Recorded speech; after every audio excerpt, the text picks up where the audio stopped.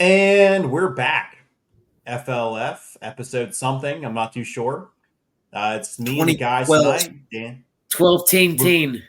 12 teen, something like that.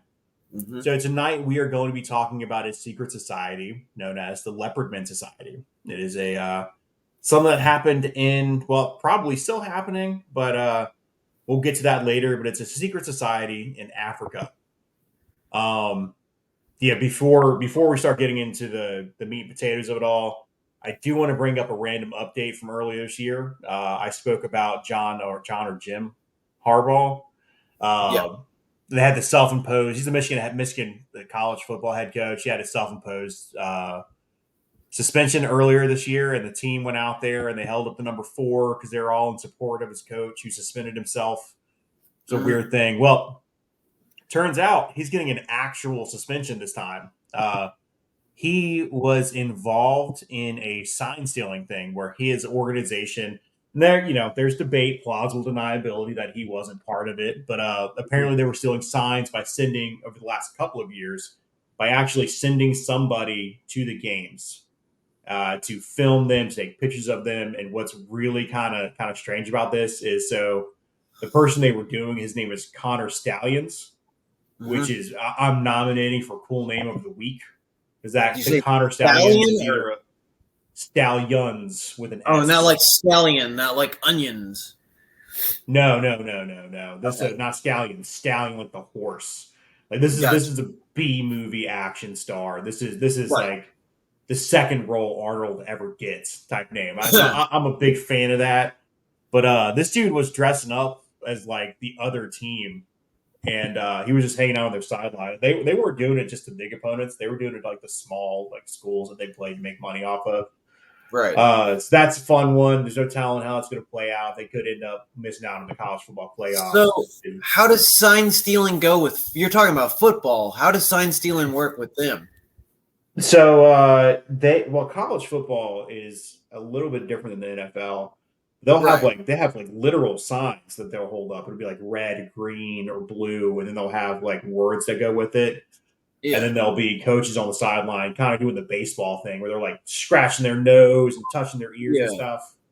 So, but yeah, I don't want to get too far into the weeds of this, but yeah, ESPN did actual reporting on this, and which is something they haven't done in years because the conference of the Big Ten, they're not a partner with ESPN, so they could actually go do a story on them. Which I think Dana White, when he slapped his wife, like they didn't actually do any reporting on it. They were just kind of like, oh, by the way, oops, and then they moved on with their life. They're actually reporting this one. But they had a graphic up of like wins and losses before the guy got hired, and then wins and losses after the sign stealer got hired, and it's night and day.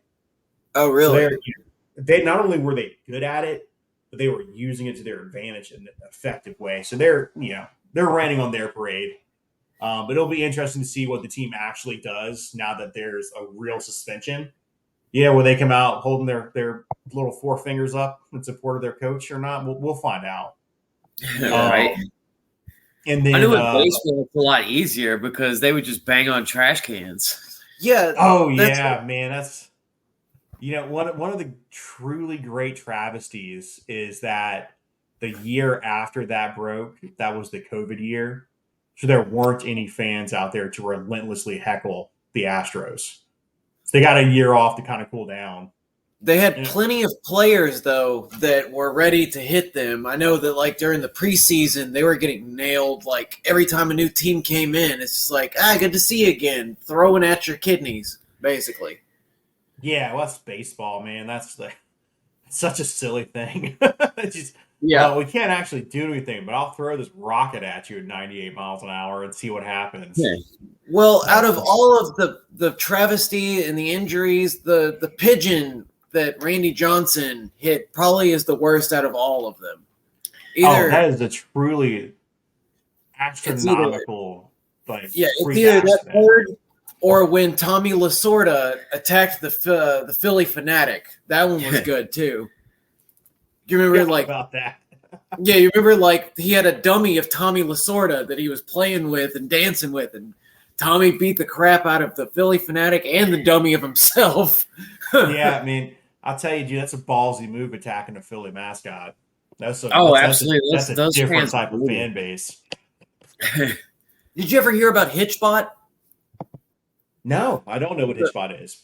So it was a robot that, like a friendly robot they made that's like, hi, I'm Hitchbot. I'm traveling across the whole entire world by people being friendly and caring and loving for me. Please give me a ride and I'll share the trip and the journey. They made it to Philadelphia and that's where it ended. They tore him apart. Like, they made him, like, they treated him like a human and they tore his arms and legs off and they beat him with his own arms and legs. Now, mind you that he made it across Europe, the Netherlands, he made it through Canada, and he made it through about, I think it was, 20 minutes of Philadelphia? 20 minutes of Philadelphia, and they ripped his head off and his arms and legs. What a beautiful story that I completely missed out on. This robot over here talking about, I guess they sound like New Yorkers to me, but over here talking about being friendly and sweet and bada bing, bada boom, bada Who's this jerk think he is? He's not wearing green. What's he doing? Don't he know better? Yeah. Hey, Mickey, why don't you shove his wheels where the sun don't shine? Yeah, we'll throw some batteries at him. Fucking robots. Is that a Philadelphia thing to do, is throw batteries at people? They famously threw batteries at Santa Claus. Okay. I don't want to pick a fight with Philly. Like, I'll joke South Carolina all day and all night, but no, I'm completely okay picking a fight with Philly. It's in my blood. It's being from Maryland. Yeah. All of my ex-girlfriends are Eagles fans. That's why it could never work out. Really? No kidding. That's a strange one. Like I had a couple of I had a Pittsburgh Steelers girlfriend. That's strange. It felt dirty, but not in the good way. We have a relative that he married 4 different Ritas. I guess keeping it simple, For real? Yeah. Jesus Christ. I dated 4 different Amandas. Like, there's no way you could be married to 4 different. Like that's a bold move, man. You remember on Parks and Rec how Ron Swanson kept on marrying and dating Tammys? Yeah, he did that. That's exactly where my head went with that. Yeah, he did that with Ritas. I mean, at one point in time, we were all dating an Ashley. Yeah, that happened.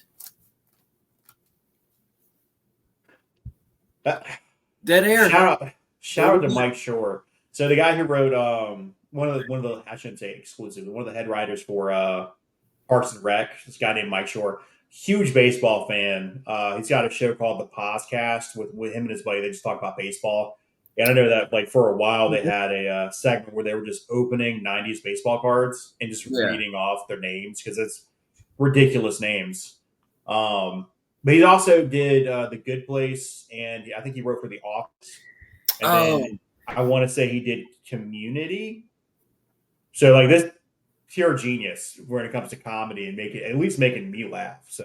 Well, The Good Place, it wanted to be good, but it like catered too much to the CBS elderly crowd. You know what The Good Place did is it knew when to stop. Yeah, so, it got weird. Yeah, I'll give them that. There's a lot of shows that should have ended. Like I know, and then God, we're in the weeds again, but I'm gonna keep going with it. But I know, Nerd Alert.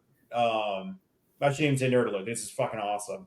But my brother and I had a very long conversation about what our favorite anime was. And it came down to an argument between Dragon Ball Z and Avatar: The Last Airbender. Oh, that's a pretty good one too. Yeah. So I went with Avatar, and this isn't something I think about normally. Like I don't have these conversations in my head. You know what I mean? I went with The Last Airbender exclusively because they stopped. Yeah, there's still Dragon Ball Z stuff going on like that, and they went down that weird GT avenue, and then they just like. I was going to say they had to redo it because like the creator did not support GT. That was written by and created by American writers that were like, well, we got to do something, and they messed up his storyline really bad. Fun fact: they are rewriting GT as we speak. Really? Milking that cow. It's called Daima. Dragon Ball Daima. they had the best transformations. Oh yeah. Like their Yeah. Super Saiyan 5s are way better than just blue hair and red hair Goku. So Um, hats off to them. It was There's pretty, actually a it pretty great much became a flavor of the week. Like, okay, we're gonna have to punch them harder than we've ever punched anybody, and we got to change our hair color. that's the problem that I had with Dragon Ball Z is like too often there's a show that kind of like it's supposed to be a parody, but it's actually kind of better than the regular show. It's called Dragon Ball Z Abridged. And like, yes. one of my pet peeves is like they'll have episodes where like they just grunt at each other, like a close up of their faces going, "Ugh!" and Poorly done animation too. Yeah, there was a lot of filler. but Abridged kind of takes that out and Yeah. makes up for it. There is Now oh, go ahead. there is a really good one that's out called Dragon Ball Absalom, and it is a continuation of GT. Uh-huh. So they have they have and so they're Super Saiyan 6 or 7. I don't really know. Right. Is it's white and it's like Super Saiyan, like it's fucking dope, dude. There is an excellent Gotenks fight in there, and it's animated by one dude, and he's gotten voice actors and stuff. But the problem is he started like 7 years ago, Uh-huh. and this isn't really a problem. It's just more speaks to him doing this as a passion project. There's Yeah. like a year-long gap between episodes. I get it. So yeah, it's fucking great though. I'll put Yeah. a link to that show. Shout out to him, Melly Billy.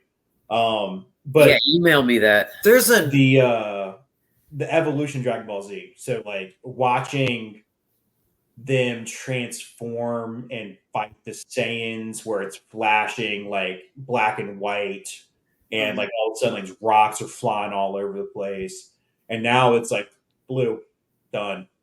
Okay, well, fucking great. You know, this just it's like they got lazy with it. So, but Last Airbender they stopped. there's Figured it out, done. there's an anime I've been trying to figure out the name of, and my daughter watched it. So like they'll have battles,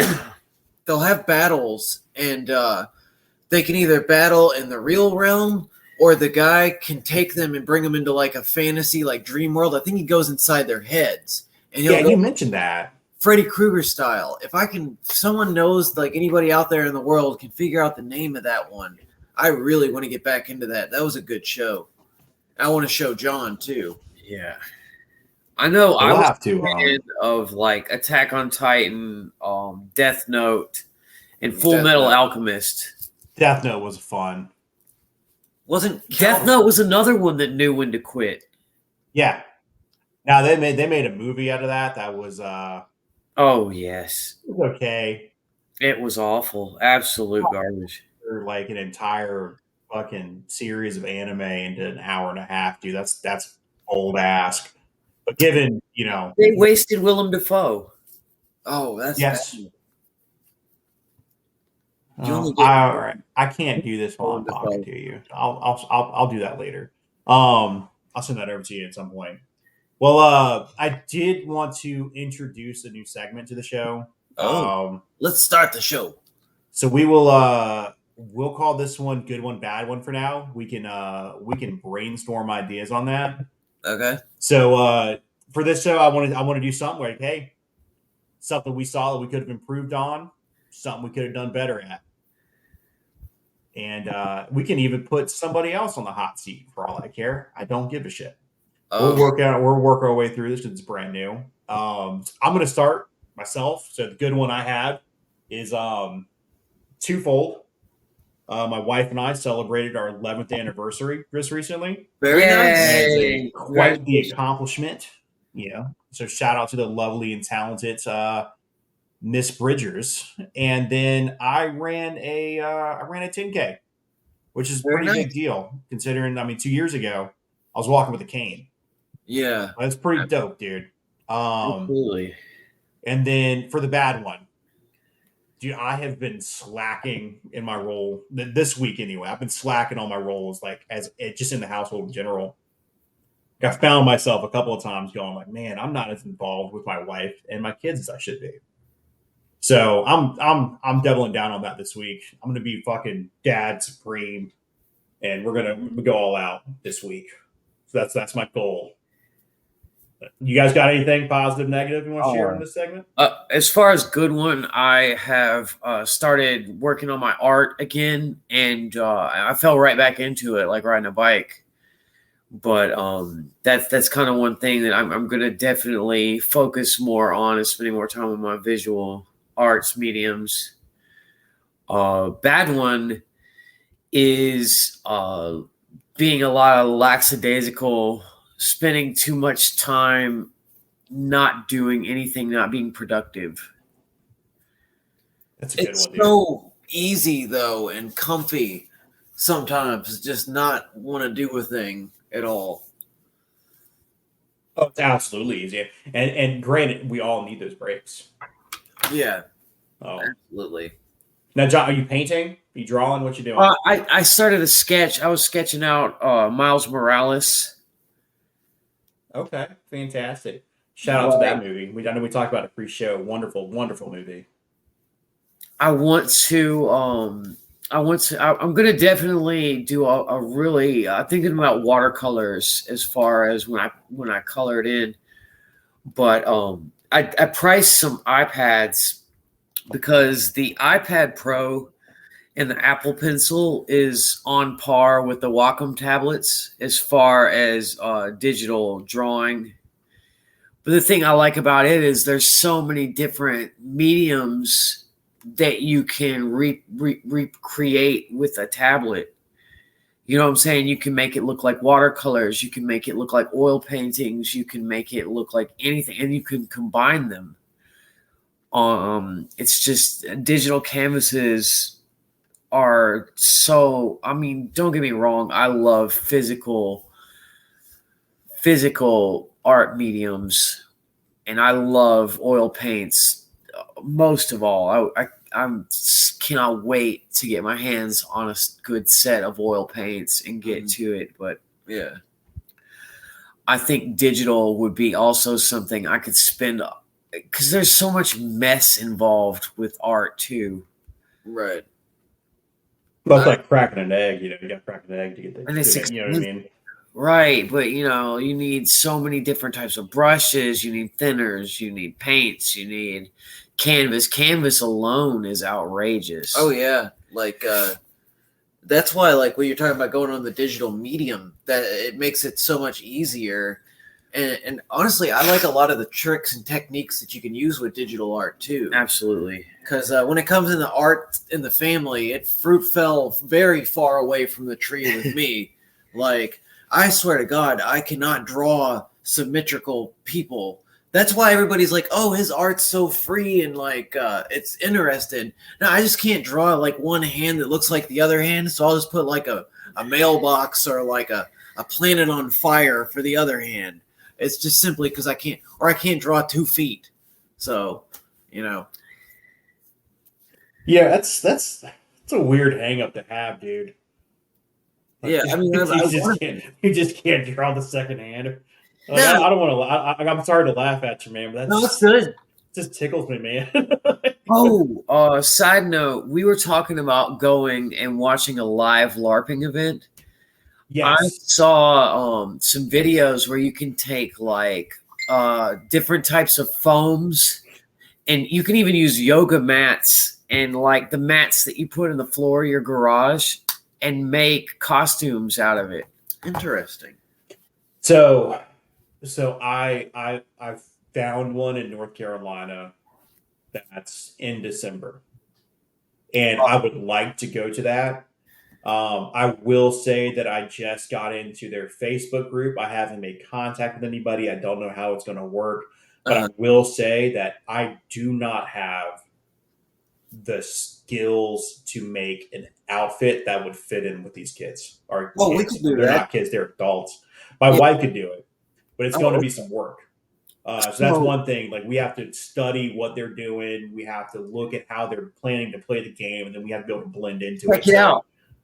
They What? have pre-made patterns. You just print them out, and then you cut the shapes out. I didn't know that. Oh. So we'll have to look at it. So the one that I found anyway, I shared it with Dan. I'll send you a link to it as well, John. It's a Gothic uh, Nerf LARP. So no idea what that means. Not a clue. It sounds awesome. But it sounds fantastic. And I was just looking at the people who are doing it, and it looks like they have a good group. They click. It's a whole thing. So that falls right into like, hey, I need a hobby or I need something to do. Mm-hmm. That man getting from their first one to the second one to the third one to the fourth one. There you go. You're spending time building your character. You're spending time working on your costume. It seems like a great hobby that some people could really get involved with, but you have to put yourself into it, Right. and that's a hard thing to do. So that's something we'll talk more about that in the coming weeks because that's like mid December, so we still have some time. I have to kind of put I'm putting my sales hat on a bit, trying to be like, hey guys, I want to come join your club, and this is why you should let me join your club. And see if I could be like a guest pass or something like that. Because I would fucking love to go dress up like a weird elf and have a microphone, and I'm just like acting like what I mean. That sounds dope, dude. I was gonna say maybe you can get a press pass, kind of like That's what I'm saying, but. How do you have the press pass? Do you have the press pass as me wearing a suit and a scarf because it's December, or do you have a press pass because I'm fucking Richard the Seventh Sage? There you go. The most important thing when it comes to a press pass, rule number 1 is do not go to Palestine. That's just it. That's the rule. Yes, that is foreign. I do not plan on being a war correspondent. I spent a long time in the military.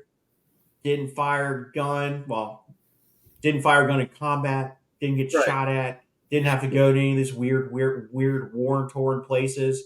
Golden fucking ticket. Yeah. Not just going to Palestine for shits and gigs.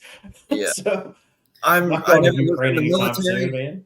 I was in the chilitary instead. I'm a meme war.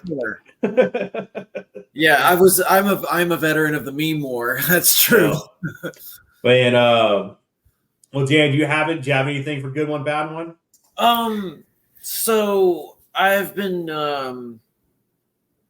with good. I've been working on my mental health. Trying to just make sure that I'm doing a lot better. Not letting the stress get to me. And finally, I took a break from not so much social media, but just a break in general. Like I didn't even have my phone working for a while. I just got that back on, talking to my daughters, and just back on them, like with them, like. And that's good to have that like back, and it's sweet too that like I can just get right back to it, and they're just like, "Oh, Dad, we miss you," and just get back to talking and whatnot. That's excellent, dude. I'd love to hear that. As for slacking, it's definitely hiding under the blanket, like we were talking about earlier. Like not only just like hiding out from all the stress and whatnot, but like we keep it kind of cold in this house. Like my girlfriend, she's got some Polish in her, so she likes to keep it like the temperature of Poland in here. And as a skinny guy, like it's hard to get out from underneath that blanket. Like otherwise, yeah, right. I'll be shivering, man. Plus, So I work in a freezer. We all three of us have had a week. Is that daylight savings time? Yeah. We've been slacking off because it's been nighttime at 4 in the afternoon. Yep. I'm calling it seasonal. I'm still gonna do my best to do something better next week. We also had a clock that decided to the batteries were drained out, so like that clock was a wonky clock, and it kind of threw us off for a little bit too. It's like that sucks. I didn't even know there was a 15 o'clock. Like this thing's slacking. But man, that's one thing cell phones ruin. Like of all the good things smartphones have happened, but like the excuse of saying, "Oh, I forgot to change my clock last night." Yeah, like you can't do that anymore, man. That was a good reason to show up late for work. You know what I mean? Oh yeah. Now it's not there. I'm late because I didn't want to be here. You can only say that so many times before you get fired. I had one of those episodes earlier where I fell asleep on the couch, and I woke up and I thought that it was already the morning and I was going to be late to work. And I jumped up and I started putting on my work clothes and trying to rush. I was like, oh my God. And I was like, wait a minute. It's still Friday. You guys that sucks so bad. Do y'all still get the late for school dreams or like I'm gonna fail the test dreams? Yes. It's like So I don't really remember a lot of my dreams, but I do feel the anxiety of it every once in a while. so you don't remember them. You just have the like, oh man, I had a bad dream, but I can't remember, but I know it was bad. That's crazy. Dude, so I remember 2 dreams. One was terrible. It was when I was a kid. Like I had a dream like these like white dogs with red eyes were like hunting me and my family down in our house. And that was fucking terrifying. I remember waking up sweating and shit. Oh wow. And then the only other dream I remember is I was in a band, like it was all me. There's like it's like the Eagles. Like we're all sitting there doing this, and then like lead singer me is just like crushing it. So and like then I go into a sorry, what? Like the Hey Ya video from Outkast. Remember Andre 3000? Yes. But it was Richard 3000s. Yes. And but I'm at an audition and like rock star me like going to like a power slide. And then like the lights turn on and there's like no one there. And this dude I don't even know who the person, it could have been me for all I know. They're like, sorry, dude. Not what we're looking for. You got fired by your own self. Sorry, Richard Grohl. Richard I was in my 30s when I had that dream. So wow.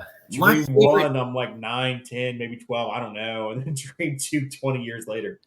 My favorite dream that I've had was that me, John, and Sherman was in our band back in the day. We used to be Trailer Globetrotters. We still kind of are sometimes. Or actually, we think about changing the band name to Appalachian Soup. I don't know. But anyways, I had a dream that we went to Lowe's or Home Depot, one of those stores, and they had a brass instrument section. Just had like wall to wall of trumpets and saxophones and piccolos and flutes, and we're just jamming out the whole time. And that was the whole dream, was just blasting a trumpet and playing saxophones and stuff like that. And I was like, man, that was a cool ass dream. I'm glad I enjoy that. It's a good one, dude. My weird dream was I was on a Sea-Doo, but we were racing through the swamps, and every time I would hit the waves, I would get mouthful of sand, and I was trying to spit the sand out, but I couldn't spit it out. It was just accumulating in my mouth. And there was these girls, these just rocking babes, and I showed up and I was going to talk to them, but I had a mouthful of sand and I couldn't speak to them. And needless to say, it just wasn't a very good moment in my dream. Yeah. Oh man, I get those sleep paralysis dreams like I told you about with the shadow people and whatnot. Yeah, because you're haunted. Yeah. Oh yeah. I wouldn't peg that as a personal accomplishment, Dan. Well, yeah, I agree. That came off as mean. I wanted that to be. I'm sorry if that happened. Not at all. I'll tell you what's mean are those shadow people in those dreams and whatnot. But like typically, I don't see them more often than not. Like I'll see them every now and then. It's my body's fear of sleep paralysis starting and then trying to wake myself up. And then, like I said, I try to scream to get someone to wake me up, and it just comes out like, Now, you know what is actually scary? The Leopard Men Society that I'm about to talk about tonight. Yes. Oh, yes. So, this is, I was continuing on my path that I started on a few weeks ago, but kind of diverged from, of Animal Man. I type in Leopard Man, and I ended up going down a rabbit hole that I wasn't ready for. So, the real key behind this story is that history is never black and white, and oftentimes it's gray. And this is the grayest of gray stories that I've been able to find, because it centers around secret society in Africa during the colonialization. Colonial era. So these guys are the inspiration for the Black Panther, by the way. So Marvel, we at least got some fiction, some solid, decent fiction out of it because there's some real bad fiction around it. So, like the Marvel character Black Panther? Yes, the Marvel character Black Panther. Right. So, general gist. These guys would dress up in. I can only describe this as like a Klansman's outfit, but it's leopard print, Oh, and okay. they were like killing people. You know what I mean? And so they had like brass knuckles, but they were like brass leopard paws that they would kill you with. And they came out at night. There's rumors of them being cannibals.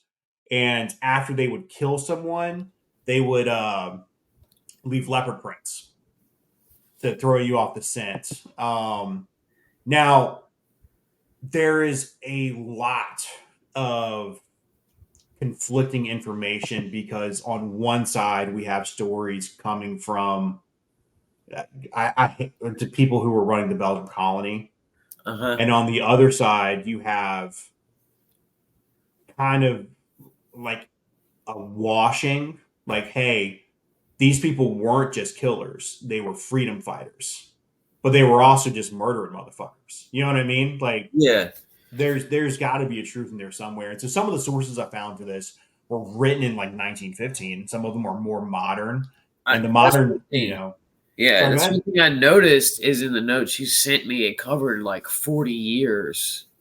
Yes, and so I couldn't dive deep enough into one period because the information is so sporadic, and part of that's due to the time frame in which this happened and then the area in which this happened. So Right. So most of the yeah, I documentation mean, we have comes from explorers, air quotes explorers, and then Right. people who worked in the ministry, and then whoever's in charge of this. And so what I saw was a lot like John Smith. We talked about at one point how he embellished his entire resume to sell stories, and you have Marco Yeah. Polo, who probably didn't go to China, but told Yeah. everyone he did. So kind of get your name out there. Like privateers, like, basically when it was government sponsored, instead of being pirates, they were privateers. Yes. Yeah. So there is one story that I wanted to kind of put out there, and this just kind of sums up like what happened. Well, I shouldn't say some of what happened. This is a story of somebody who used the Leopard Men Society to kill somebody, Really? and so that got blamed. Like he used that like as a copycat almost, but he used that to try to cover his tracks. Copycat Um, Leopard Society. yeah, yeah. On February 22nd, 1945, there was a man named Dan Udalfa, and forgive me for the fucking last names. I don't know how to pronounce them. The story was he was killed by a leopard in southeastern Nigeria, and then a month later, the following appeared in the Nigerian Eastern Mail. It says leopards, or human leopards, as some suspect, have been waging a relentless war on the people of the division, particularly those living in the Okoro area.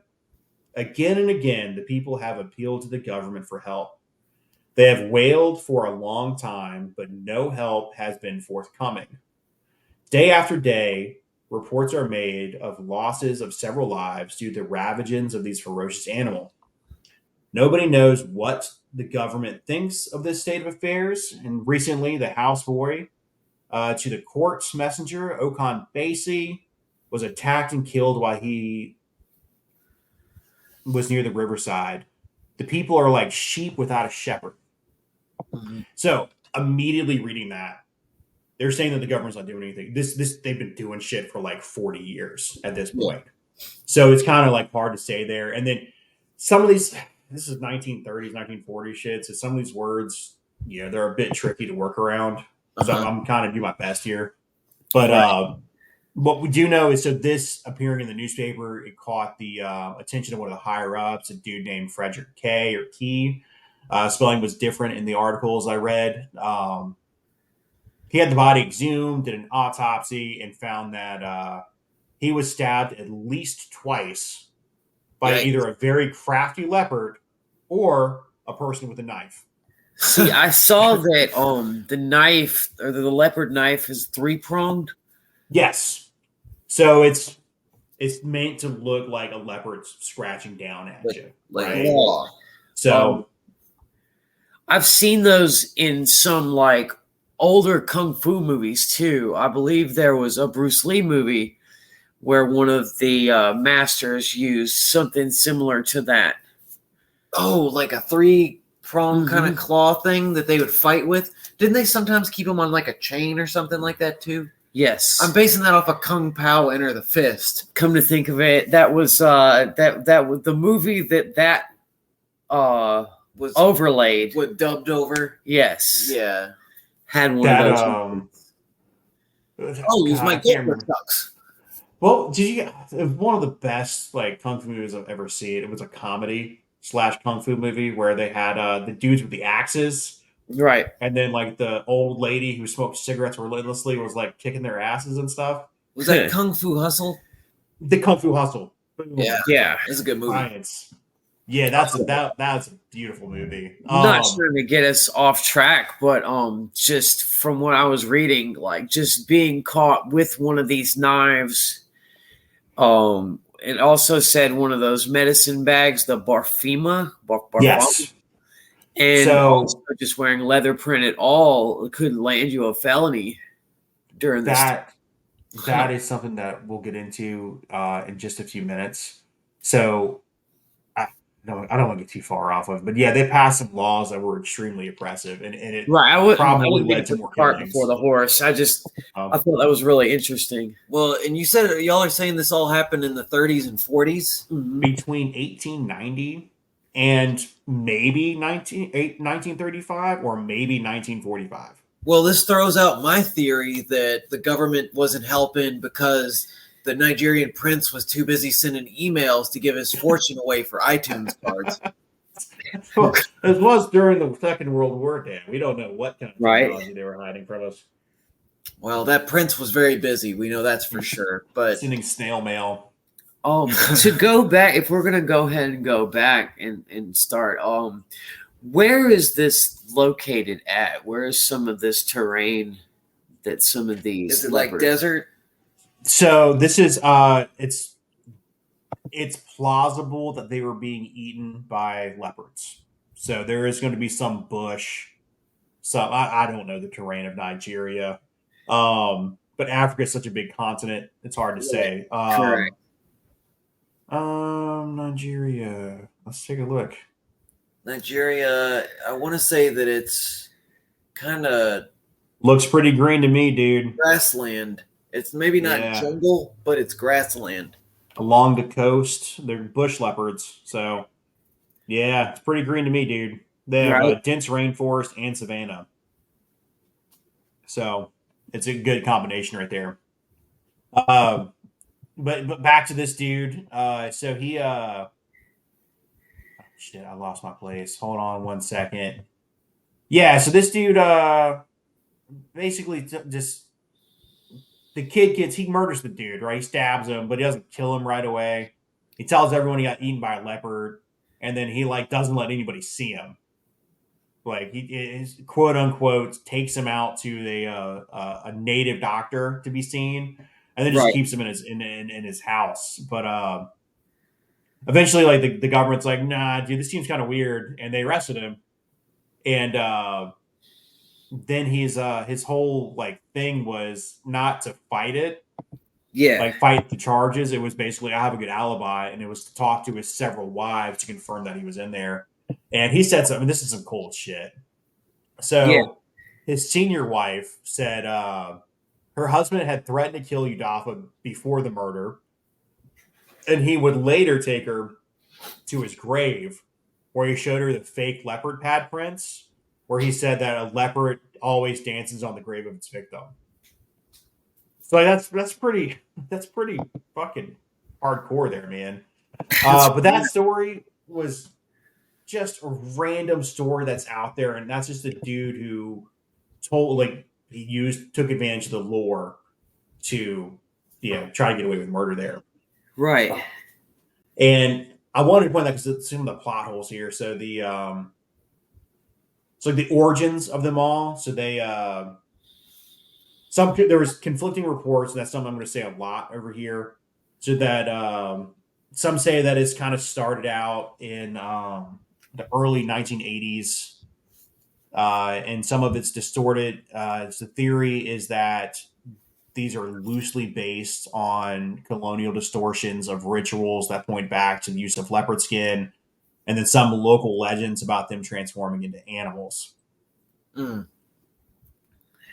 That's like a belief, and is it part of their religion? Yes. Yeah. So it's and obviously this is a very diverse religious background here. There's no like okay, these are all pagans who believe in the sun, or these are Christians, or they're not it's tribal. It's not like a skinwalker thing either. Right. Yeah. But I think I'm kind of getting off track here, but like I think one of the funnier thoughts I had is like you don't hear a lot of Europeans like descendants like describing European history as saying like back when we were savages, except for like you hear the Romans describing like the British or the Irish that way. But I think that's pretty funny. I think that I'm gonna start referring to like before cell phones as to back when we were savages. But yeah, so the first concrete mention of the human leopards came in 1888 in George Bradbury's Sierra Leone, which is a book that describes like secret cannibalism, or he describes it as secret cannibalism, right, as often being prevalent throughout the natives as punishment or. God, I'm really screwing this up tonight. I'm sorry, guys. You're good. You're okay, man. As a secret cannibalism is also prevalent through the natives as punishment for this custom. And then they possess the skin of a large leopard with iron claws, which had once been under the guise of satisfying horrible cravings, which he's referring to. They're doing this so that they can't eat people. Not like they're doing it to eat, like they want to. It's like a horrible craving they have. And that's kind of one of those like weird. What is it, guru? Like, or what is that? Like whenever you crave human flesh and it can cause the brain disease? We've talked about it before. Guru. No, it's not guru. That's something different. It's not voodoo either. Let's see. I know it causes the shakes. That's about it. But there's lots of things that cause the shakes, Yeah. Down a couple bottles of alcohol a few days in a row, you wake up the next day, you're feeling kind of shaky. Yeah. I'm not going to rule out cannibalism here. Earthquakes cause the shakes. Yep. Lots of shaky things and earthquakes. So there was a book that I didn't get the chance to read called The Sherbro and its Hinterland. This is written by Thomas Aldridge back in 1891. Kuru. Okay. Kuru, there you go. I was close. And that book details a lot of like the ins and outs of several secret societies in Africa. It was just too much for me to digest because there's the crocodile men, there's the lion men, there's the leopard men, but the leopard men are the ones that are the most notorious, so I went with that. But I did read some of the book, and in the book it talks about how there was a mass burning of cannibals. Oh wow! And I'm assuming that happened, but I couldn't find a secondary source to like confirm it. So like just Googling like cannibal burning in 1891 wasn't enough to narrow down the search, I guess. But the story's brutal. Like they found like a group of like Tongo players, which is a sport, I guess, and they're like, if you guys have been eating people, we're going to burn you. And then some of them threw themselves on the fire. Oh, wow. It's like it's but there's no confirmation of it. So this is interesting. Are you saying that these people were cannibals, so they were trying to dress up as this leopard man to make it look like an animal was eating these people? So they yes. So this is exactly how it went down with the beast of Guavedon in France. Remember, I was telling you about how they dressed a lion up to look like a wolf. Oh shit, that's right. So that Brotherhood of the Wolf that we were talking about that day, they also were cannibals. And that was something else. They were using this beast that, you know what I'm saying, they were using this beast to try to cover up the fact that they were eating people. That's Huh. crazy, dude. Which, There's so much fucking cannibalism, Well, and it's that's hard to decide like what's real. Because so when they talk, it's like when people ask the locals about cannibalism, a lot of them are like, "Ew, that's gross." But then you hear these stories, and it's hard to say like so. There was some cannibalism, but how much of that is blown up by people who were in a foreign country around tribesmen they've never seen before, trying to turn it into a profitable venture? It's where's it's gray, right? Um, but this cannibal burning, which from what I could gather, Aldrich didn't actually witness. He just happened to see a massive pile of like bones that were all burnt and charred. So yeah. I don't know if his mind went to that or if he actually had someone tell him what happened. But what I do know is that because of this incident and the reporting on it, a crackdown came, and so the colonial powers introduced Ordinance Number 15, and this ordinance is to facilitate the detention and punishment of crime. But it opens up with a with whereas there exists in the something country a society known by the name of the Human Leopard Society, formed for the purpose of committing murder, and whereas many murders have been committed by men dressed to represent leopards and armed with three-pronged knife, commonly known as a leopard or leopard knife or any other weapon. And so therefore, leopard knives and native medicine called the broomfra or medicine bag, and anything with leopards on it was considered to be unlawful, and it was a felony, and you could be up to 14 years imprisonment. Mm. And using this law, they really came down on the locals because it's just part. It's fucking dope to have leopard skin, dude. Like that's Bro, a cool thing. Like if I kill a fucking leopard, I'm wearing that motherfucker like I'm Hercules and the lion. could you imagine having to do your everyday life, like just being a banker or like a chef, and you do have to worry about leopards taking you out every single Fucking day? sucks, dude. Fucking Yeah, sucks. and on top of that, you got to worry about people dressed as leopards taking you out. yeah. Yes. They're smarter than leopards because they're humans. So like they could be like, hey, and then the next thing you know, like they're attacking you, or And they might even throw a leopard at you. Or they might just hit you with the trifecta and put leopard stuff in your house and be like, "Oh, he's one of the leopard men. Lock him up." You guys mentioned that this was Sierra Leone, right? Yes. That was in the book. Oh, That's where the Human Leopard Society was first mentioned, like the first document mentioning of it. so Sierra Leone has just had tragedy after tragedy like this, especially dealing with cannibalism. I'm sure you remember the movie The Lord of War with Nicolas Cage. Yes. Part of that has to do with it has to do with Sudan, South Sudan, but it also has to do with Sierra Leone. I've heard about instances where they've had these civil wars, and just part of their ritual for good luck is to sacrifice a child, and then they make the children fight the war. And I've heard stories about people getting high on AIDS medication and before they go to war with each other, and like part of the war is eating each other. Like once they kill, or the war is over, they would eat people or eat the people alive. So I wonder, like, is that so? War usually leads to famine, especially back in the day, because you have to figure you're marching through a cropped area. You're taking the food that the villages or other towns or cities have. Yeah. I wonder if that like stems from like the repercussions of war. Like, okay, well, our ancestors ate them, and now they have to lie about why they ate somebody. Yeah, you're laughing, but I mean, it's a good thought. I No, mean, you're right. honestly, I'm laughing at just the insanity of it. it's Like, just the time period. You know, we were talking about the Beast of Guabanon.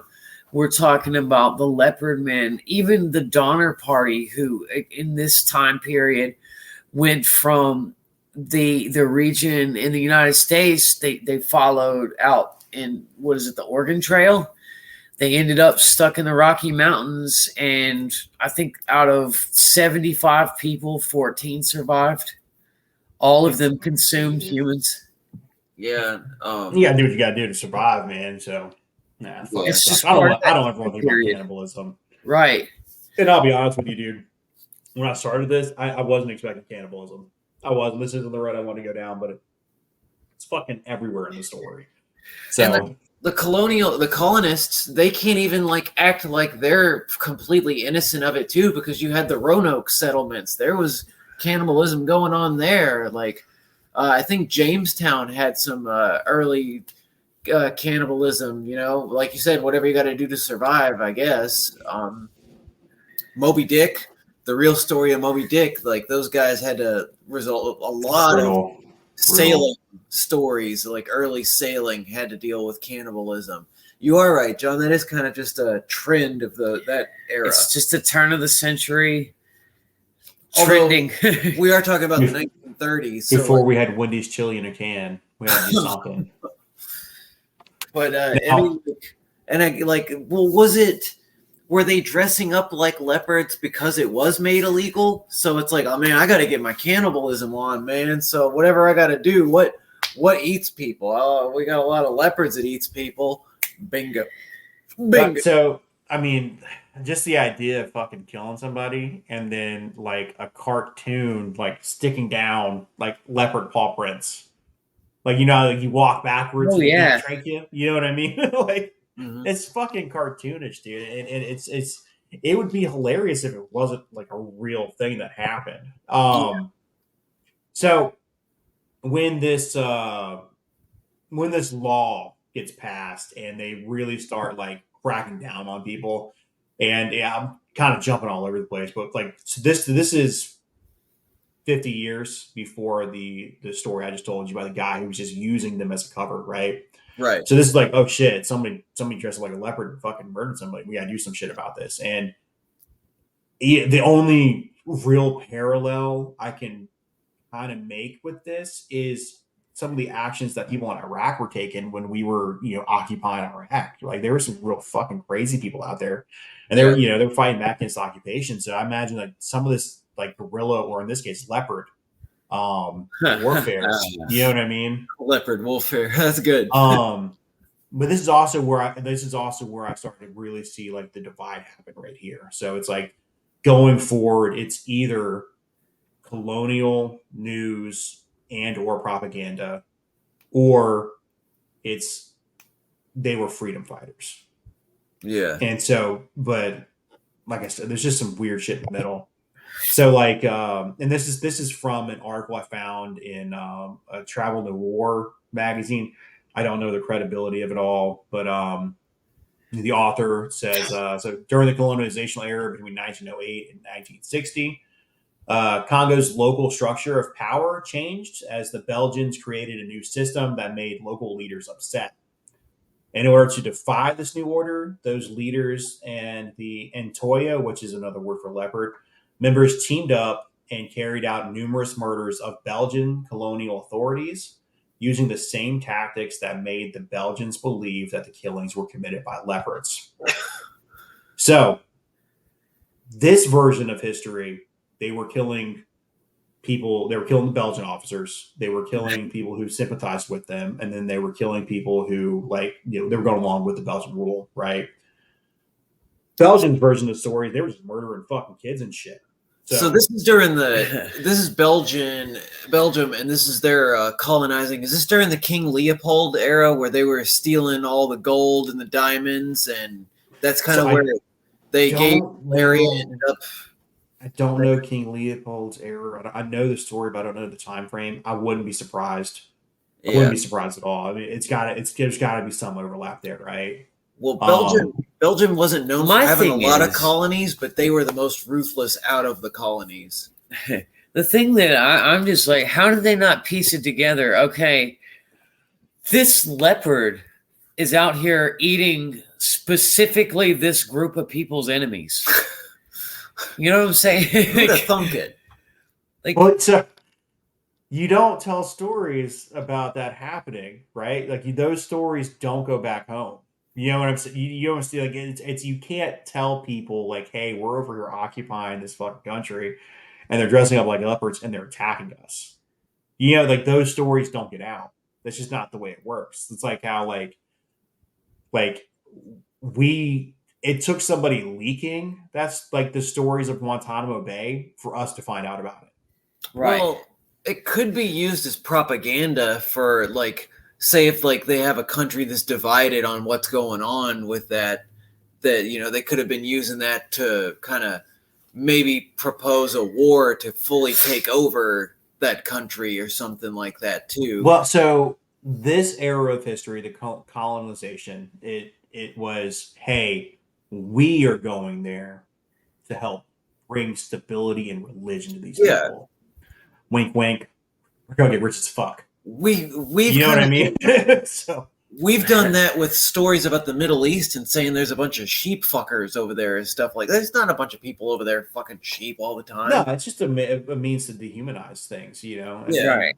You know, it's just My thing is though, is anybody with any kind of educated mind knows that big cats, they typically don't prey on humans unless they either have a broken tooth, Very hungry and no other right, food or if source. it's a young lion / leopard / big cat. or a young child that it Right. can just attack. so. You're absolutely right. I wonder how much like deforestation has played into that, right? So there are less leopards now than there were 60 years ago, 100 There years was ago. also less trees back then too. Did you know that we have more forest now than we ever did back in those days, like by like 20% or something like that. In this specific area, though, Well, worldwide, but yeah, I would imagine that would be the case if like they're mining and things like that. They're definitely deforesting. yeah. So there's lots of habitat in there. That's something I didn't even factor that in there. So that is a It's good just- point. Yeah, I know that because of settlements in Russia, I believe it's Siberia, or not Siberia, but in some of those upper colder regions, because of human beings over hunting these areas, the wolves in those areas have just gotten lazy. They're tired of hunting and not having enough to feed their packs, so they're starting to pick off school children waiting for buses and things like that for the reason of human interference. Yeah, and not to mention, like, not only are you going to have all the mining and whatnot, but they're going to be building railroads. They're just cutting straight through the forests and things like that too. So that's going to lead to deforestation. They're going to be building farm settlements, which a lot of deforestation goes to that. I know that's a reason. Like, it's a little off topic, but I know with the Amazon rainforest, a lot of it goes to these new farms that they're trying to build just to grow fruit and vegetables for the whole world, so we can have seasonal strawberries and bananas and things like that. At that time, a great documentary on uncontacted tribes that covered some of that, and that was 40 years ago when that was filmed. and it makes me wonder if maybe that's like maybe they were activists, like you said, and they were dressing up. They were doing like the Scooby-Doo style and dressing up with leopards. Yes, Scooby doing this motherfucker up. I So, heard Old Man Carruthers, he's up to it. I heard an incredible story about activists. They were going to South America and trying to get in touch with some of these uncontacted tribes and teach them about our world and try to just bring a little bit of civilization to them. Well, the first couple times they went there, they were successful. They met with somebody that spoke a little bit of the language. There was a barrier that was broken away. They were actually allowed to or able to communicate with them. So they went there and visited with them a few times. Needless to say, it was getting around Christmas time, and these activists just they were so upset that these tribes were going to be sitting there and not celebrating Christian Christmas and knowing about the Lord and how wonderful Christmas was. So they were going to fly in there one more time and teach them about Jesus and teach them about Christmas and all that. So they fly back in, and they're explaining to them like supermarkets. They couldn't believe that you don't have to hunt your food. You don't have to, you go into a store, and there was other concepts they couldn't believe. Well, this one guy pulls out a photograph, and he's showing the picture to the leader of the tribe, and he's like, "This is my family. These are my children." And the chief looks at the other tribesmen, and he's just like, "Nope, kill them all. They're witches." And they slaughtered the entire group. Well, years later, after roads have been built and after civilization finally reached this tribe, they asked the chief, they were like, "Well, why did you kill all those activists?" And he was like, "Okay, so I'm holding this thing. There's people inside of it, but I look behind it and there's no people. They're tiny." And I just knew it was witchcraft, and I wasn't. He was like, I'm not playing games with this type of thing. I mean, he's not wrong. I mean, like, I can't explain how cameras work and how they invented that. Like, I could see how they would think it's witchcraft.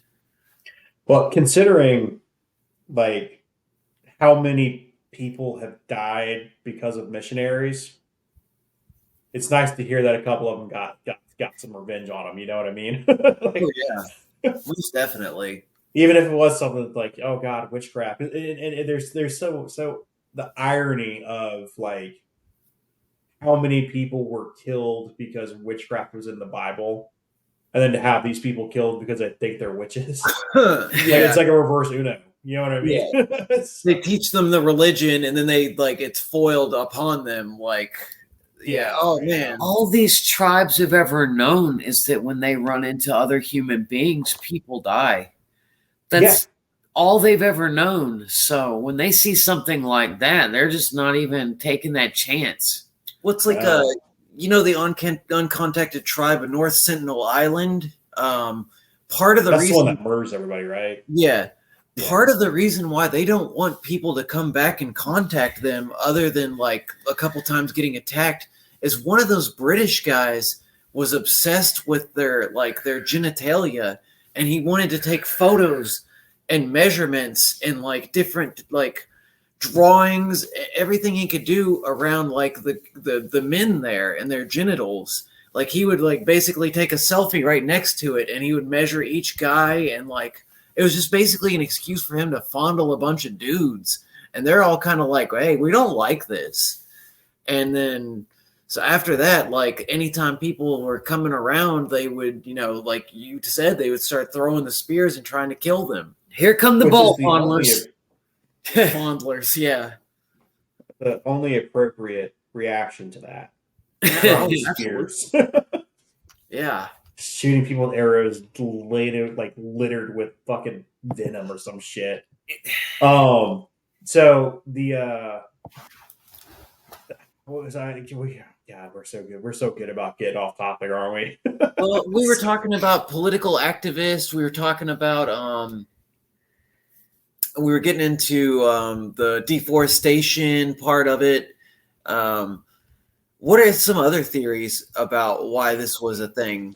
So, well, before those are the two main things right there, right? So it's like it's an ancient society that it was like it's kind of like how like there's Freemasons, right? Like the Freemasons exist, but there's also the Freemasons in Fuquay. There's the Freemasons in Wake Forest, the Freemasons in Asheville, and you know what I mean, right? And it was like just a way to kind of keep peace between the tribes. It's like, hey, we're members of the Leopard Society or whatever. We don't want to have a war. And they're keeping it reasons right there, right? they're trying to keep it secret from the colonists. Yes, that's Gotcha. the main objective here is keeping it secret from the colonists. Gotcha.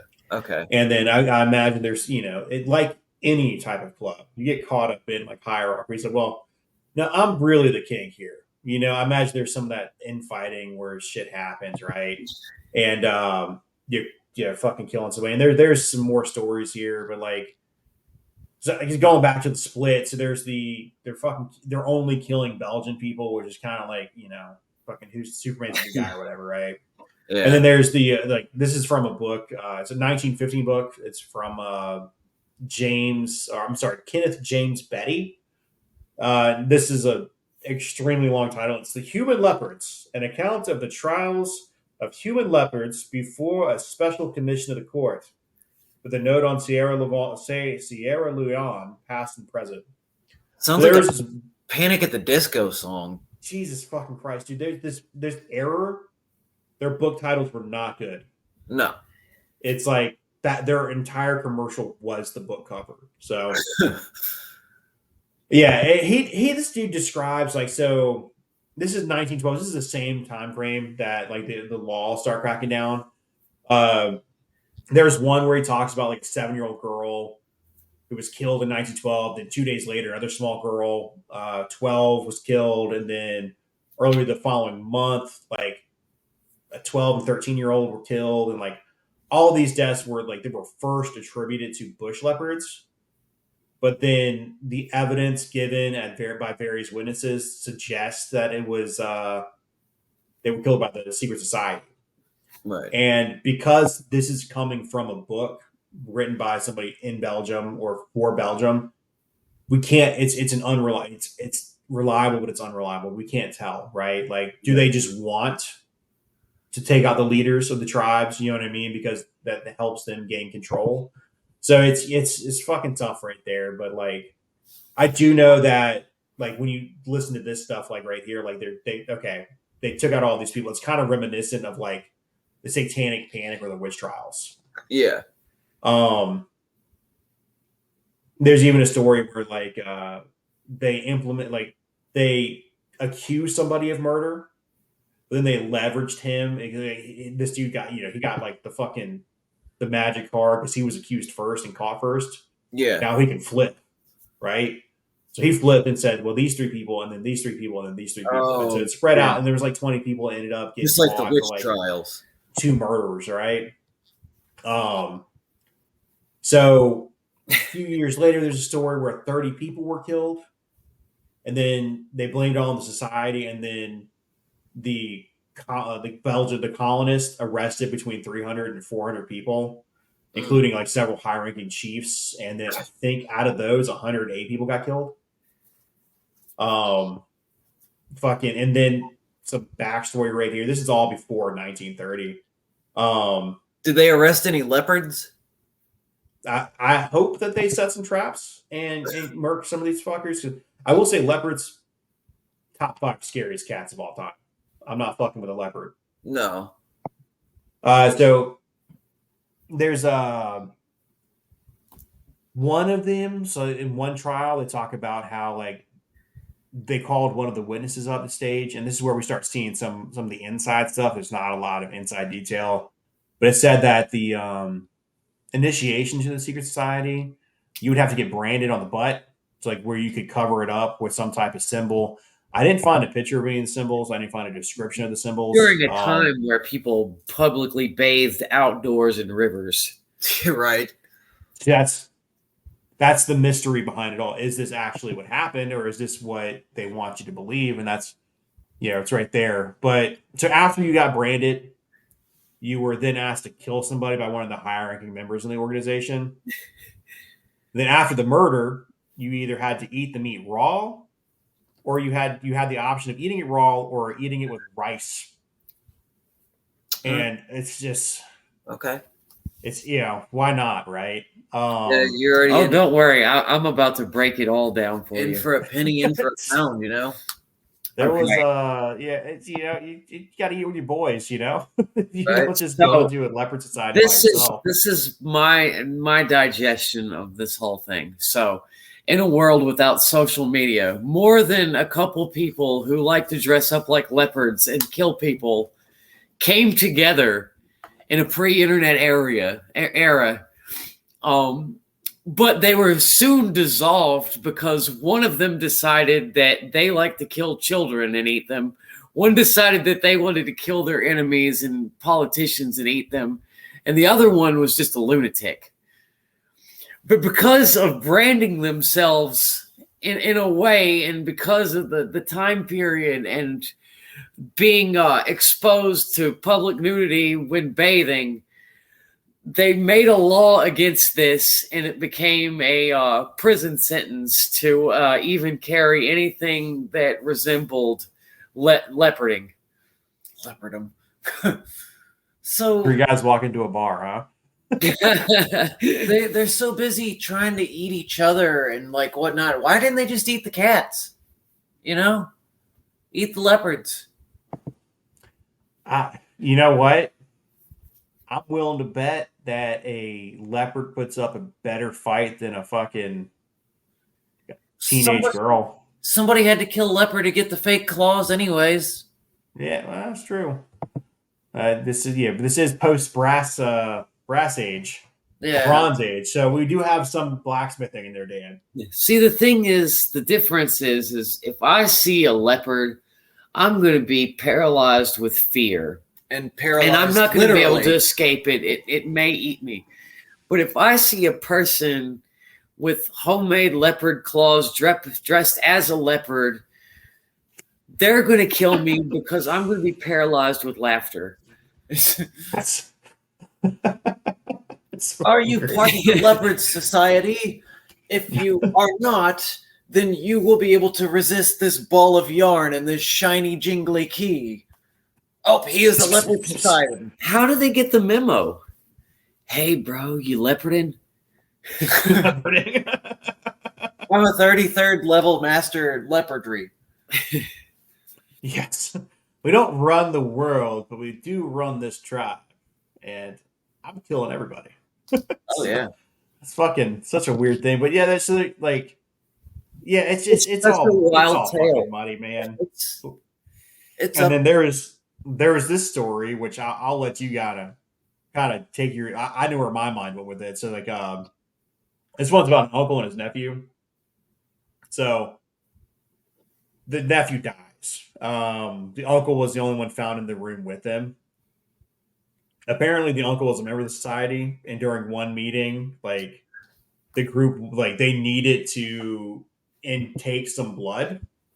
I guess they were just bloodthirsty at the time. As you need to sometimes. Well, they picked this dude's nephew to sacrifice, and he's like, "Oh no, we shouldn't do that." Then he's are like, "We're gonna kill you if we don't," and then obviously he went with the nephew over himself. Um, but yeah, so the kid gets stabbed. It doesn't die immediately. Starts screaming and stuff, and everyone walks in, and then like the uncle was like, "No, it was leopards that ate him. It wasn't me. It was definitely leopards." And then the government gets involved, and then That's hey, what it looks like they to pull me. him to the side. They're like, "Hey, look, we know this is a secret society. Who's in it?" And he sings, "Dude, get out of jail free card. Fucking, why not take it?" But yeah, that's the last story I found in that era. It kind of died down like in the 20s and 30s. I'm guessing because World War One happened in that time frame. Yeah. You got a thought, John? What a way to kill this leopard colony, a global war. Yes. Well, at least stop reporting on it, right? Because like now there's bigger stories to run. So in the 20s and 30s, there's a huge uptick in this.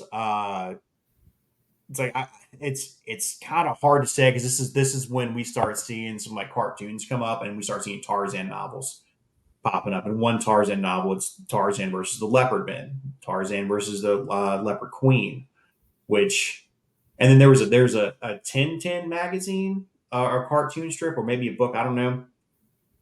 It's so racist it makes it like it hurts me to look at it.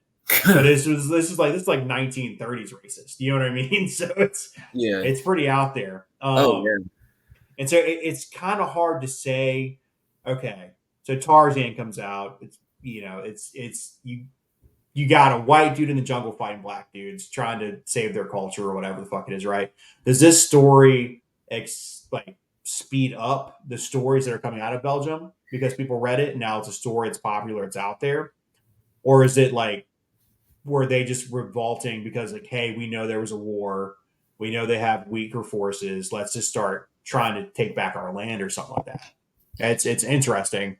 Um but to It kind of reminds me, a more modern version of this story is the Smiley Face Killers. You that's a know, fun one. another thing I was just thinking about is like if you wanted to hide a secret society, um, what you would want to have everybody kind of like like that. What is it, Spartacus? How everybody at the end is Right. like, I'm the real Spartacus. Like, I wonder if that's where leopard print got real popular. Was everybody wearing that as a fashion trend so they could hide the secret society out in the open? Oh, that's a good question. I mean, It's killing a lot of leopards, dude. yeah. I mean, like that. It could just be because it's a resource there, but I'm wondering now if that could be where the popularity of leopard print came from. That's in that time frame. It is an exotic fur or something like that, you know. Yeah. Um, Now the stories in the 1930s, like they peak, and then they like the colonies like fucking just start murdering motherfuckers. Like they killed their way out of the problem, and then the story kind of dies down Sounds again. like the colonial powers got a That problem. story, Let's murder it. Hitler shows up. We get less Leopard Men Of stories. course, Hitler shows up. Fucking, it's like, well, maybe we should start running more stories Get about this the wonky ass Nazis story. instead of That's all killing. that's left is Hitler to show up. I know. So, um, and then like so He was a man the of many hats. sources I have say some ended in like 1935 was when the Leopard Men Society stopped, and so others say 1960. There's this 10-year gap in here, right? Or we don't have a lot of stuff. It's World War II. Right. We don't have a lot of information on it. So I'm wondering, like, were those freedom fighters, and then were the next people like fucking murderers? I don't know, because like there was just a huge rash of fucking like killings that happened around 1945, 1948. But you also get this really interesting story. This comes from like an encyclopedia.com. But in the mid 40s, the Leopard Men began to start directing many of their attacks at white men. So maybe it's the other way around. Maybe they were murderers and they were actually killing like the colonizers or whatever. Um, but this was only to convince the native population that the cult had no fear of the police or the rulers. Mm-hmm. Now, this is other sources report that they weren't killing the officials; they were just killing kids and locals. It was like Oh, some weird cannibal gang initiation, yeah. right? But then there's this dude We're Terry not up to Wilson. anything nefarious. We're just killing kids, you know. Okay, Yeah, carry right. on. Like, Carry on. oh, we just killed Bob's daughter. Fuck it. He's got five anyway. He's got four wives. He's gonna have another one. Better not be It's doing no fucking terrible. leoparding. Leoparding. Um, yeah. So this dude Terry Wilson. So he's a newish like district officer in Nigeria, and then like he discovered that there's leopard men that started operating in his jurisdiction. So like they moved in like a gang, and he got all fucking gung ho. And Wilson raided the a local chief's house, and he found a leopard mask, a leopard robe, and a steel claw. And he also found like 13 victims in the house. So it's like in the house, under the house, or around the house. Case So closed. something fucking Right. happened, right? Like you don't just plant 13 bodies. Um, and then it starts. It's just one. This is one of those stories where it's like it's pretty out there. If this either happened in real life or it's a great story. So Wilson like went to the locals and like showed them all the bodies. He's like, "Hey, we want you to turn in these people if they're killing you." Right? And apparently one of the people like died of a heart attack after they saw the bodies. Well, the So way I look at it is Sierra Leone was the first Compton.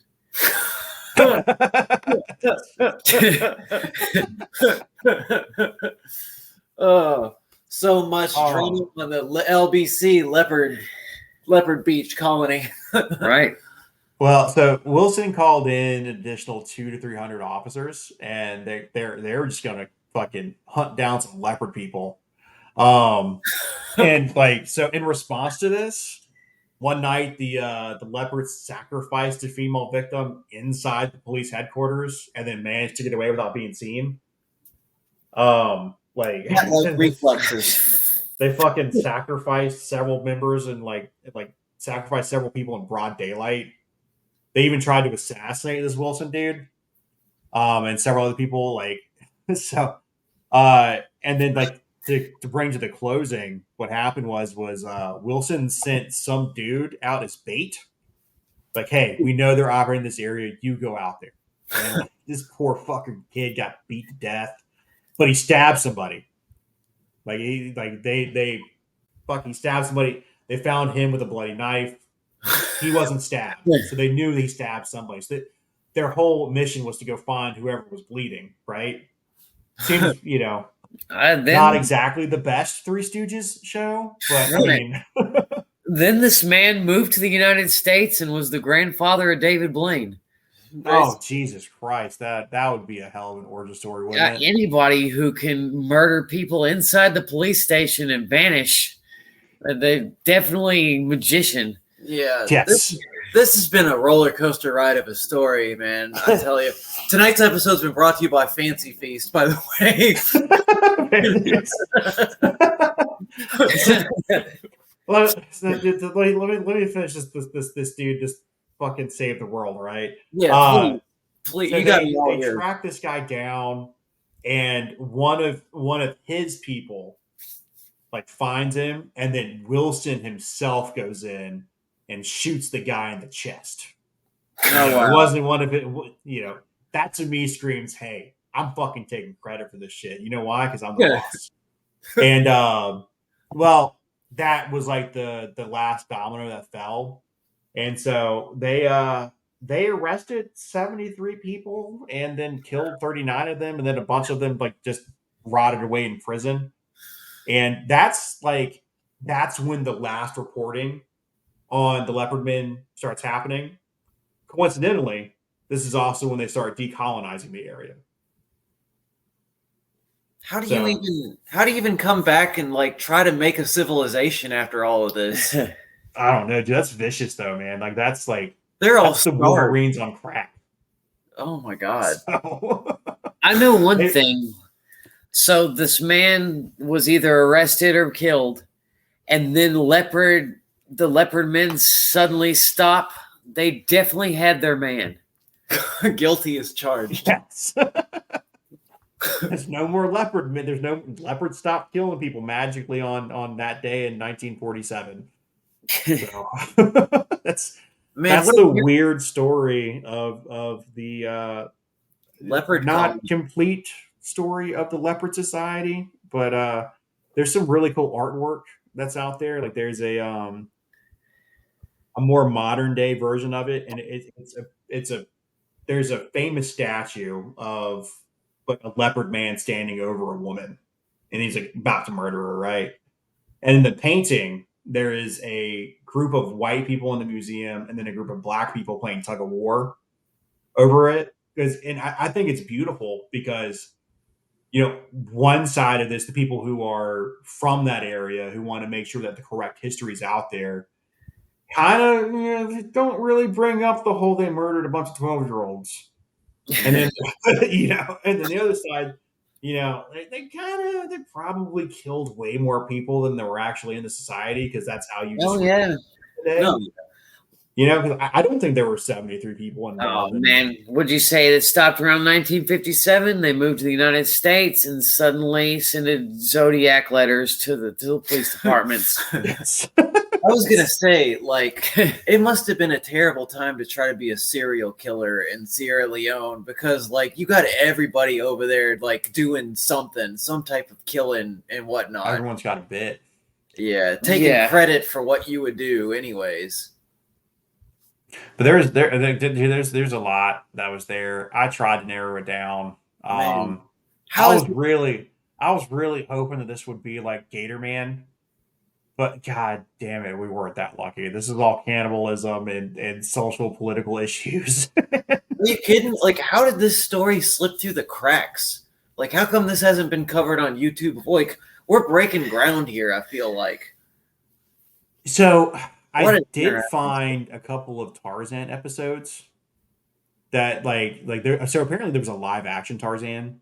Oh in yeah, 1996. I had no idea that. there was a Tarzan from the 60s or 50s, and what was interesting about that is the screaming that, like, when the woman was in danger, supposedly they used sounds of like a female, like, being very pleasured, kind of screams in the background. It's a real like macho, like some weird kink that you have to solve.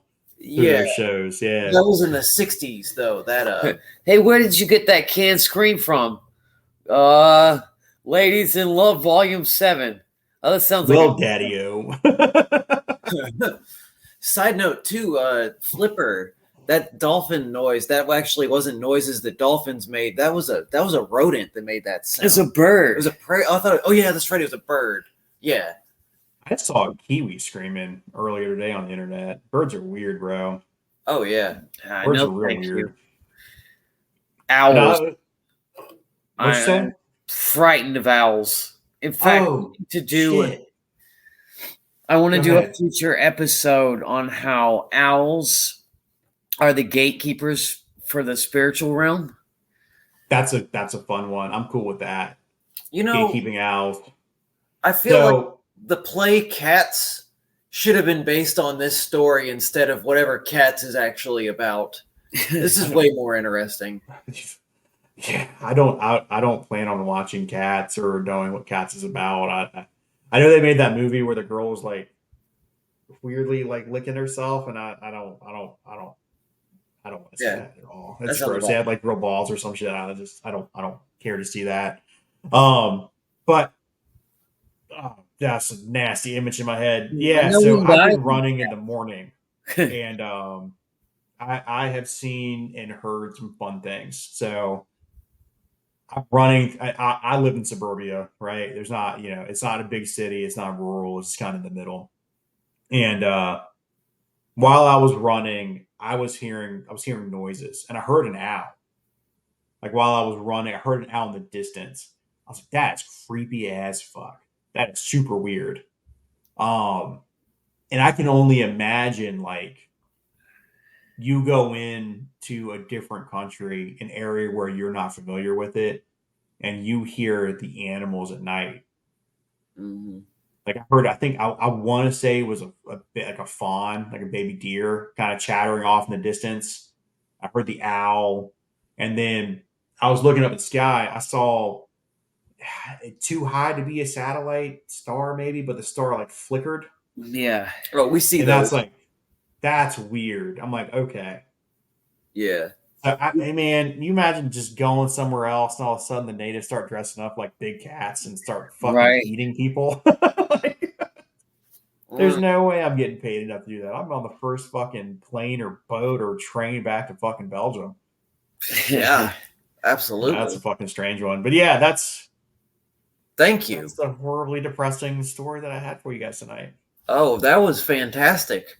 That was a great story. It went all over the place. Well, it was up and down. Y'all got anything to add before we end the show? Nah, that was perfect. Yeah. Perfect. All right, you boys have a good night, all right? Unintended. Perfect. Right. Perfect. So I know that we probably have a guest or something coming up soon, but I think our next Lorefather episode should be the goblins of Hopkinsville, Kentucky. Oh, local to local to us because we're from that area. I'm making a show note right now. Goblins of what? Hopkinsville, Kentucky. We could, if we want to talk about that area, because that's kind of where we're from. We could also cover the lights of Fort Campbell and then even the Bell Witch. All of that is in the same area. Spooky Town, Tennessee / Kentucky. The hauntings of Fort Donelson, like all of that right there, because it's all in the same area. I'm not positive, but I think there's a major ley line that runs through that area, and It's a fun topic. Yeah, ley lines are a magnet for any type of creepy / spooky phenomenon. There's a ley line that goes directly through my baby mama's house, and that's why it's so spooktacular over there. Spectacular. Yeah, that was a fantastic story. Thank you very much. Well, so next week, fingers crossed, our guest today remains on the books. I'm really looking forward to that. A guy tells scary stories for shits and gigs. Right. So, hopefully he'll be interested in learning about some fucking goblins, dude. Maybe it'll be inspiration for his next show. But until then, thanks for listening. Hit like and subscribe, and please tell your friends about us. Please. We love you. Have a good time, listeners. Bye. Take care.